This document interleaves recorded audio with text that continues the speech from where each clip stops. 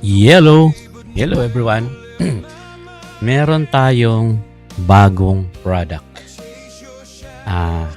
Ito ay brand natin is Renata Power Meter 4 quadrant at saka meron ng built-in communication port RS485. Meron na rin siyang digital output. Meron siyang mga 4 to 20 milliamp output na pwede natin i-program na maging proportional doon sa power, voltage, or current, or kahit ano. So, pwede natin, programmable siya actually. And then, meron tayong maraming stock. Kararating lang. So, ang kagandahan nito is plug and play siya sa Highwell SCADA. So, ang Highwell SCADA naman is free to download. Walang bayad. So, pwede natin gamitin. At saka full feature siya. Meron na siyang mobile app. Meron na siyang web server. At saka marami siyang support na driver. So, in this case, meron siyang support sa Renata. So, try natin i-configure yung Highwell SCADA para mag-connect or para ma-display niya yung lahat ng parameters or i-select natin yung mga parameters galing dito sa Renata na power meter. So, click natin yung Highwell, open natin yung Highwell SCADA. And then, create tayo ng bagong project. New project. Okay? So, marami tayong selection. Kasi maraming product si Highwell actually, HMI, na pwede nating magamit. Pero in this case, sa demo natin, gamitin natin yung PC. So, pag PC ang ginagamit natin, full-fledged SCADA na yung application natin. So, as default, open natin to. So, meaning, pag open LAN access, kasi pag i-uncheck natin ito, hindi natin ma-monitor yung SCADA page natin sa browser. So, kung i-check natin yan, yung SCADA page, pwedeng i-monitor yan sa separate PC na i-dial lang natin o ilagay lang natin yung IP address ng server PC. Meron na tayong separate monitor ng SCADA page natin. So, anyway, next mga tutorial, pwede nating gawan yung video yan. So, sa ngayon, pakita ko lang yung paano i-connect o i-configure yung Renata na power meter. Okay, click natin OK. Naka-PC tayo, i-OK. Okay, so may naka-map na kung anong gagawin natin. So, una, yun, ginawa ni Highwell na naka-map na yung mga steps. So, una, double-click daw natin. Double-click. Or pwede dito, serial port. So, add device. Since naka-serial yung Renata, so, punta tayo sa serial COM. Kung naka-Ethernet naman, yung mga ibang devices, gamitin natin yung Ethernet or Cloud or MQTT. So, sa case natin sa Renata, it's serial communication. And then, hanapin natin yung Renata. Ito yung Renata. Hanapin natin yung kung ano yung model number na ginagamit natin. So, in our case dito, yung mga stock natin dito is ito yung model. So, since naka-serial siya tapos i-connect natin siya sa PC, kailangan natin yung converter RS485 to USB. So, dito yan. So, kung i-plug natin yung USB at saka connect natin yung RS485 doon sa Renata na power meter, punta tayo sa device management. Tingnan natin yung USB ko ano yung comfort. Halimbawa, comfort niya is comfort number 2. Baguhin lang natin. And then make sure na yung mga Modbus parameter configuration is parehas dito at saka yung power meter na kinoconnect natin. So, halimbawa, sinet natin na slave address 1, RS485 at saka yung mga baud rates, data bits, ito na. So, dapat parehas kasi pag hindi parehas, hindi magkoconnect yan. Dito, yung mga parameters dito, leave lang muna natin as default. May mga settings yan, may mga function yan. Halimbawa, may mga communication timeouts, pwede nating i-change dito. So, sa ngayon, leave as default lang. Tapos, click OK. And then, may prompt siya. Do you want to define the variable? Oh, yes. So, meaning na-add na natin yung Renata. Ito na yon. And then, ang gawin natin, bakit plug and play? So, tingnan natin kung plug and play, meaning wala natin gagawin. So, click natin dito. Ayan, available na yung mga parameters. Electrical parameters sa Renata na power meter. So, hindi na natin kailangan manual, Modbus manual, yung mga Modbus mapping, hindi na natin kailangan kung ano yung format ng data kasi meron na tayo, automatic na yan. Halimbawa, ito, voltage. Line voltage. Ito na yung, kung tingnan mo sa manual ng Renata, ito na yung Modbus address niya, tsaka yung length, at tsaka yung long. So, yung data type. So, long integer siya. So, yan, automatic na yan. So, marami mga configuration dyan, pero ito yung mga default. Ito yung mga importante. Let's say, mag-add pa tayo. Let's say, add pa tayo ng BC, voltage, CA, say, current, phase current, or line current, B. Ayan. So, mamili pa tayo kung ano pa ang gusto nating i-display. So, sa demo natin, ito lang muna. Let's say, mag-add tayo. Active power, total active power. Okay? So, yan lang muna. So, paano natin i-display? So, sa Highwell, SCADA, click natin ang display, of course. Double click. And then, anong i-display natin? So, digital value. Actually, hanap tayo. Okay, numeric, input, display. Click natin. I-drag natin dito. Ayan. So, double click natin. Ganyan lang ka-easy yung configuration ng Highwell SCADA. So, dito, meron tayong mga advanced, kung ano-ano pa mga settings, yung mga permission. Halimbawa, kung sino lang pwede mag-display or mag-monitor, ganyan, pwede natin lagyan ng permission. At saka, dito, merong minus sign, pwede nating may case na may minus, pero sa voltage, wala namang hindi natin kailangan yung display. So, ayan. Tapos, i-click natin dito, read variable. Click natin to. Pag-click natin, i-click natin yung ginawa nating power meter na driver. So, available na yung in-add natin na mga variables or tags. So, let's say, double click. So, ito na yon. Ito na yung i-read niya galing power meter. Let's say, yung mga formats, gawin natin 3 integers, 3 digits. Let's say, lagay tayo ng decimal point. 1 decimal point, text alignment center, font, kung ano yung mga fonts, pwede tayong mag-select. And then, text color, and enable dynamic color, tapos yan, so on. So, ito basic lang muna. Tapos, may mga audio setting pa. Kung halimbawa, lagpas siya, pwede niyang sabihin, or pre-recorded na voice, pwede niyang i-announce yon sa, may mga HMI tayo, or sa speaker ng PC, pwede niyang i-announce yun. Or i-broadcast. So, ngayon, nag-add na tayo. I-okay natin. Let's say, gusto nating i-add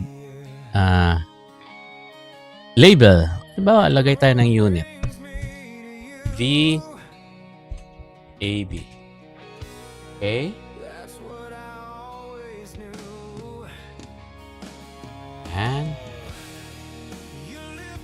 Tapos, Control C and Control V. Copy paste. So, click natin. Select natin yung DC. Pagawin natin. Bahala tayo kung anong ilagay natin na label dyan. Okay. Control C, Control V. Drag.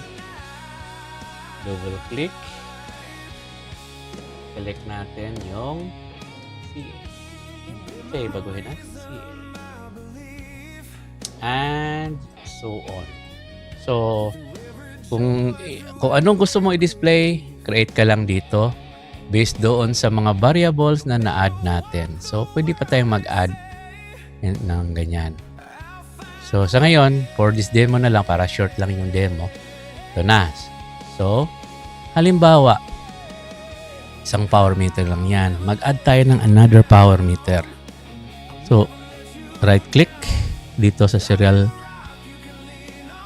port. Right-click, add device. And then, another Renata device. 2. At let's say, nasa COM2 pa rin. At COM2, of course, COM2. Kasi naka-DC chain naman ang connection natin. Yung sa power meter 1, papuntang power meter 2. And then, ito lang ang baguhin natin. So, of course, power meter 2, lagyan natin ng unique na Modbus slave address. Kasi ito yung identifier niya. Yung iba, parehas na. Okay? So, i-click natin okay. Prompt, another prompt. Want another define variable? Yes. And then, click na lang natin din ulit. Mag-add tayo ng another AB. Another voltage. Sa power meter 2 na to ha, CA. And so on. So, meron na tayong power meter 1, power meter 2, hanggang, I think, 30 plus. Pero, para hindi masyado, marami na kasing, pag nasa Modbus devices kasi, pag marami, medyo madidelay na yung fetching of data. So, limit natin 5 or 10 devices sa isang string. So, pwede na yon. So, ito, para lang mabilis yung data collection natin. Yun ang ginagawa ko. So, ito, create tayo. Halimbawa, power meter 2 or the same display lang. Or, kung gusto nating mag-separate display, add display. PM2. Halimbawa, PM2. Same background, white. So, may PM2. So, sa PM2, dito natin. Halimbawa, i-copy natin to. Yung ito. Copy.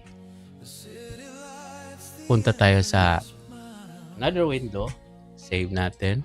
Pero, yung mga parameter niya is 1. Gawin natin 2. So, dito na tayo 2. Yan. Same labels. Okay. And then, click tayo. Click natin ang ito, power meter 2. Yan. Ganyan kabilis. Ganyan lang kadali. And then, power meter 2. Click natin. So, ito, power meter 2. Meron na tayong display. Power meter 1, power meter 2. So, gawin na lang natin yung mga switching ng mga UIs. So, siguro next tutorial lang yan kung paano. Pero sa ngayon, meron na. Ganun lang kadali. Pinakita lang natin kung gaano kadali yung configuration ng mga power meters. Renata to Highwell SCADA. So, again, meron tayong mga maraming stocks at saka very cost-effective. Affordable, cost-effective at saka good quality yung power meters natin. Meron lang ako ipakita na parang bonus feature. So, halimbawa, meron tayong third-party software na meron ang tawag doon historian or ibang SCADA. So, gusto nating i-share yung data ng power meter natin doon sa ibang SCADA or ibang software. So, ang gawin natin, malamang as a standard, meron siyang OPC UA client. So, kailangan nating mag-set up ng OPC UA server sa ating side. So, ito lang yon. Meron siyang OPC, double-click. So, yung na-add natin ng mga devices, automatic na yan. Ang kailangan lang natin is yung server, i-enable natin. Automatic na siya dito. So, lagyan natin server name, PM, at saka itong mga IP address, kung ano yung IP address ng server. So, papunta doon sa third-party software. So, ilagay lang niya yung IP address ng server. So, might be IP address ng HMI or IP address ng server PC natin sa SCADA. So, halimbawa, no security lang. Okay. Pero sa actual installation, of course, kailangan natin i-secure. So, lagyan natin yan. Pero for this demo purposes lang, wala lang yan. So, i-okay natin. And then, paano natin i-convert yung mga variables ng mga power meters natin into OPC server? Very easy lang. Add variables. And then,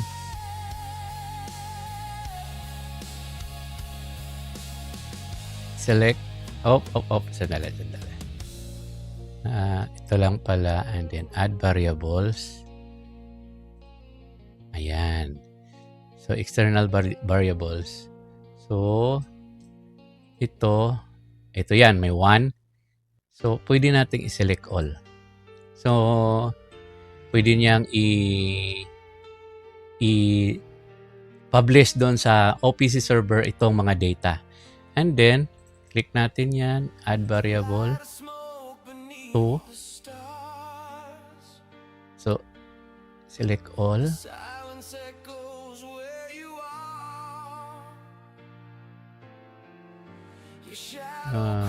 Dali lang ha.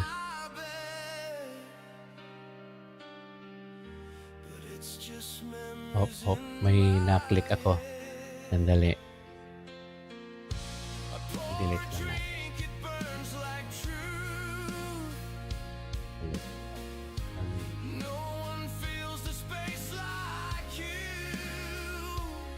Okay.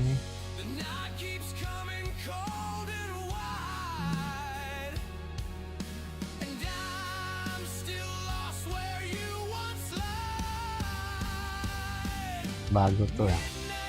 Sandali ha. Kapain din natin. Kasi bago pa tong driver. Hindi ko pa kabisado.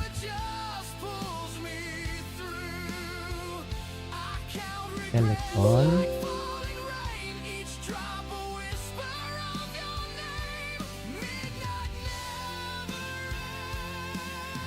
For confirmation.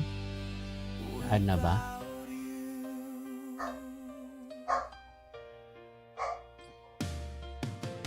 A1.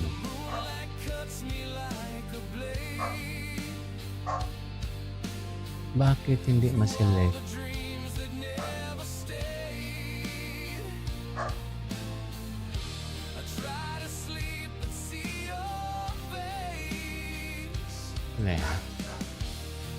Ito pala. Ito. So, yan. Basta bago. So, select all na lang natin. Okay. So, yun. Na-add na natin yung 2.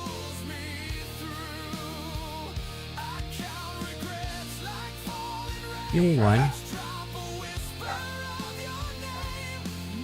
Ayan. So, yun lang. So, na-click natin.